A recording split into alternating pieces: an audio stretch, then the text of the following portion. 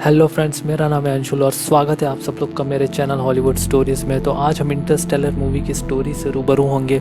तो और देर नहीं करते, फटाफट वीडियो को है शुरू करते हैं। तो दोस्तों, फिल्म की कहानी शुरू होती है ईयर 2067 यानी कि साल 2067 में।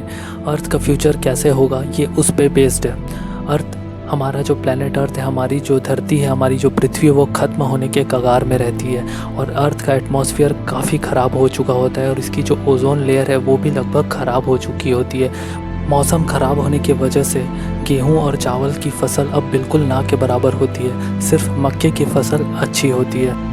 फिल्म का लीड एक्टर होता है कूपर। कूपर नासा की स्पेस एजेंसी में पायलट होता है। क्योंकि नासा अब बंद हो चुकी होती है, इसलिए कूपर फार्मिंग का काम करने लग जाता है और मक्के की फसल उगाता है।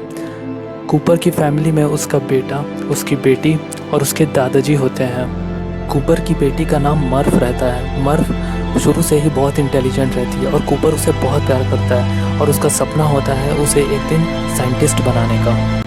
फिल्म की कहानी शुरू होती है डाइनिंग टेबल में, जहाँ सब साथ में बैठे होते हैं और मर्फ कूपर से कहती है कि उसके कमरे में चीज़ें अपने आप शेल्फ से गिरने लग जाती हैं और उसके खिलौने भी टूट जाते हैं। मर्फ कूपर को कहती है कि उसके कमरे में शायद कोई भूत रहता है। कूपर मर्फ को समझाता है और कहता है कि यह सिर्फ उसका वहम है और भूत जैसी कोई चीज़ नहीं होती है। ठीक उसके अगले ही दिन रेत का एक बहुत बड़ा तूफान आता है जिसे सैंडस्टॉर्म कहते हैं और मर्फ जो कि अपने कमरे में रहती है वो बहुत डर जाती है और बहुत ज़ोर से चिल्लाती है। कूपर भागते हुए उसके रूम में जाता है और देखता है उसकी छत से बिल्कुल सीधी और पैरेलल रेत गिर रही होती है। कूपर ये देखकर काफ़ी सरप्राइज और हैरान हो जाता है। उसने अपने लाइफ में ऐसा पहले कभी नहीं देखा होता। कूपर सोच में पड़ जाता है, लेकिन आखिरकार कूपर को ये समझ आ ही जाता है ये हमारे प्लेनेट अर्थ की जो ग्रेविटी होती है उसकी वजह से ये पैटर्न बने होते हैं। कूपर मर्फ को बताता है कि ये जो पैटर्न बने हैं ये किसी तरह का कोड है और हमें इस कोड को, इस लैंग्वेज को ट्रांसलेट करना है, इस कोड को क्रैक करना है। उस कोड को क्रैक करने के बाद पता चलता है कि ये किसी लोकेशन का एड्रेस है और कूपर और मर्फ दोनों उस लोकेशन को ढूंढने चले जाते हैं। उस लोकेशन में पहुंचने के बाद ये पता चलता है कि ये नासा का एक सीक्रेट स्पेस स्टेशन होता है। कूपर वहां पहुंचने के बाद सबको बताता है कि उसे इस लोकेशन का पता रेत के पैटर्न को देख के लगाया है। तो वहाँ बैठे सारे लोग इसका मजाक उड़ाते हैं और कूपर और उसकी बेटी को बेवकूफ़ समझते हैं, लेकिन सिर्फ वहाँ प्रोफेसर ब्रैंड कूपर की बात पर यकीन करते हैं। कूपर प्रोफेसर ब्रैंड को बताता है कि उसने मॉर्स लैंग्वेज के थ्रू इस कोड को क्रैक किया है।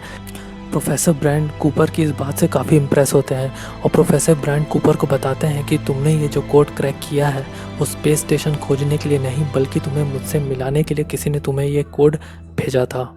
प्रोफेसर ब्रैंड कूपर को बताते हैं कि उन्हें अपने स्पेस मिशन के लिए एक पायलट की ज़रूरत है और कूपर चूंकि एक्स पायलट था नासा का, इसलिए वो कूपर को स्पेस मिशन में शामिल करना चाहते हैं। लेकिन कूपर इस स्पेस मिशन में जाने के लिए मना कर देता है क्योंकि वो अपनी फैमिली को छोड़कर नहीं रह सकता। प्रोफेसर ब्रैंड कूपर को समझाते हैं कि इस मिशन का मकसद ये दूसरे प्लेनेट को खोजना, क्योंकि अर्थ अब धीरे धीरे ख़त्म हो रही है। ये सुनकर कूपर इस मिशन में जाने के लिए रेडी हो जाता है। कूपर को मिशन में जाता देख मर्फ बहुत नाराज़ हो जाती है। कूपर उसे समझाता है और उसे अपनी एक घड़ी गिफ्ट करता है और उसे वादा करता है कि एक दिन वो वापस ज़रूर आएगा।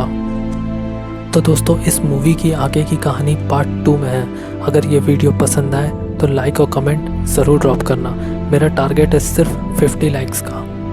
मिलते हैं दोस्तों अगले वीडियो में।